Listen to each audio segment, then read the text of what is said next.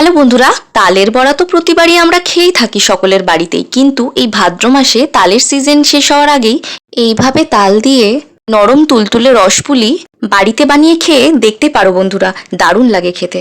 তো প্রথমে আমি এখানে এক বাটি তালের পাল্প নিয়ে নিয়েছি, তারপরে নিয়ে নিয়েছি কিছুটা কোরানো নারকেল। একে একে আমি মিশ্রণটাকে রেডি করে নেব। এরপর আমি নিয়ে নিয়েছি 1 কাপ ময়দা, তারপরে আমি নিয়ে নিয়েছি এখানে কিছুটা সুজি। একটু নেড়ে ছেড়ে তারপর আমি এতে দিয়ে দেব পরিমাণ মতো চিনি। এইবার আমি নিয়ে নেব এখানে 1 কাপ দুধ দিয়ে এইবার মিক্সচারটিকে ভালো করে মাখিয়ে নেব। তারপর গরম গরম এই মিক্সচারটাকে একটি পাত্রে আমি নিয়ে নিলাম।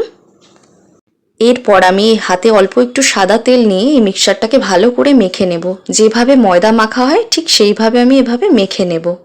এইবার আমি আসল কাজটি করব, মানে হাতে সামান্য একটু সাদা তেল নিয়ে এই একটু একটু করে ময়দার লেচিগুলোকে নিয়ে হাতে এইভাবে একটা করে শেপ দেব। তোমরাও এরমভাবে চাইলে শেপ করতে পারো, অথবা তোমাদের ইচ্ছে অনুযায়ী অন্যরকম শেপেরও করতে পারো। আমি এইভাবেই একটা একটা করে সমস্ত লেচিগুলোকে এরকম শেপ করে নেব। এইবার আমি অন্যদিকে ওভেনটা জ্বালিয়ে ফ্রাইং প্যানে ঠিক 1 কাপ পরিমাণ মতো জল দিয়ে দেব। তারপরে এই জলের মধ্যেই আমি 1 বাটি চিনি দিয়ে দেব এবং চিনিটিকে আমি গরম হতে দেব।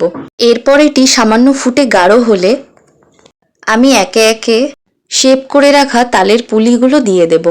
এরপর চিনির শিরা সমেত যতক্ষণ না এটা ফুটে গাঢ় হচ্ছে ততক্ষণ এটা আমি ফুটতে দেব। তো দেখো বন্ধুরা, আজকের এই তালের রসপুলির রেসিপিটি আমার রেডি হয়ে গেছে। এইবার আমি এটা পরিবেশনের জন্য প্লেটে সাজিয়ে নেব এবং এটিকে দেখতেও বড্ড সুস্বাদু লাগছে। তো বন্ধু, তোমরাও বাড়িতে এইভাবে রেসিপিটিকে তৈরি করে নিতে পারো। আর যদি ভালো লেগে থাকে আমার রেসিপিটি অবশ্যই কমেন্ট বক্সে জানিও। আর হ্যাঁ, লাইক কমেন্টের পাশাপাশি সাবস্ক্রাইব করতেও ভুলো না।